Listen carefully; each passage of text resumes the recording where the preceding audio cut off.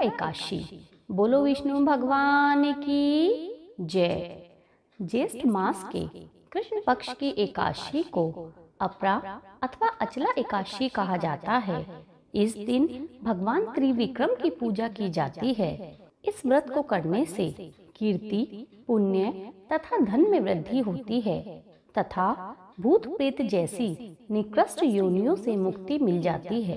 धर्मराज युधिष्ठिर ने भगवान श्री कृष्ण से कहा, हे भगवान, ज्येष्ठ मास के कृष्ण पक्ष की एकादशी का क्या नाम है तथा उसका क्या महात्म्य है, सो आप कृपा पूर्वक सुनाइए। श्री कृष्ण भगवान बोले, हे राजन, इस एकादशी का नाम अपरा एकादशी है। यह एकादशी धन को देने वाली है। जो व्यक्ति इस व्रत को करते हैं, संसार में उनको यश तथा कीर्ति की प्राप्ति होती है।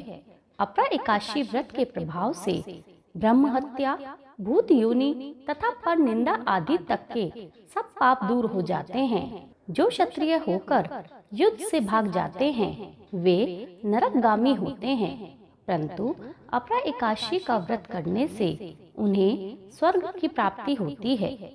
जो शिष्य गुरु से विद्या ग्रहण कर उसके बाद उसकी निंदा करते हैं, वे अवश्य नरक में पड़ते हैं, परंतु अपरा एकादशी का व्रत करने से वे भी इस पाप से मुक्त हो जाते हैं। अपरा एकादशी व्रत कथा।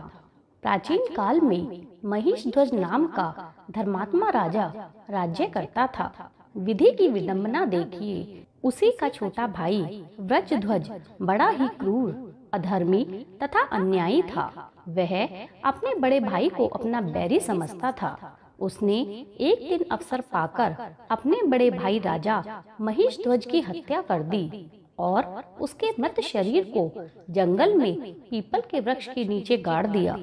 राजा की आत्मा पीपल पर वास करने लगी और आने जाने वाले लोगों को सताने लगी। अचानक एक दिन धौम्य ऋषि उधर से निकले। उन्होंने तपोबल से प्रेत के उत्पात का कारण तथा उसके जीवन के वृतांत को समझ लिया। ऋषि महोदय ने प्रसन्न होकर प्रेत को पीपल के वृक्ष से उतारकर परलोक की विद्या का उपदेश दिया। अंत में दयालु ऋषि ने राजा की प्रेत योनि से मुक्ति के लिए स्वयं ही अपरा एकादशी का व्रत किया और उसे अगति से छुड़ाने के लिए अपने व्रत का पुण्य प्रेत को अर्पित कर दिया।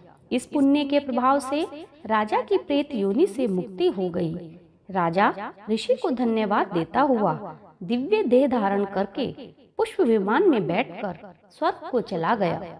हे राजन, जो फल तीनों पुष्कर में कार्तिक पूर्णिमा को स्नान करने से या गंगा तट पर पितरों को पिंड दान करने से प्राप्त होता है, वही फल अपरा एकादशी का व्रत करने से प्राप्त होता है।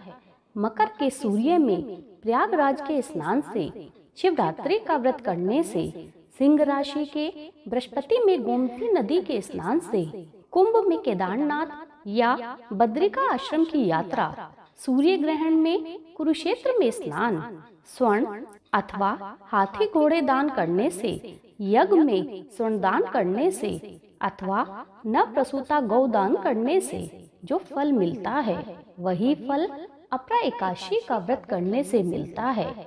यह व्रत पाप रूपी वृक्ष को काटने के लिए कुल्हाड़ी के समान, पाप रूपी ईंधन को जलाने के लिए अग्नि के समान तथा पाप रूपी अंधेरे के लिए सूर्य के समान है। अपरा एकादशी का व्रत तथा भगवान का पूजन करने से मनुष्य सभी पापों से छूटकर विष्णु लोक को जाता है। हे राजन, यह अपरा एकादशी की कथा मैंने लोकहित के लिए कही है। इसके पढ़ने अथवा सुनने से मनुष्य सभी पापों से छूट जाता है। इसमें तनिक भी संदेह नहीं है। बोलो विष्णु भगवान की जय।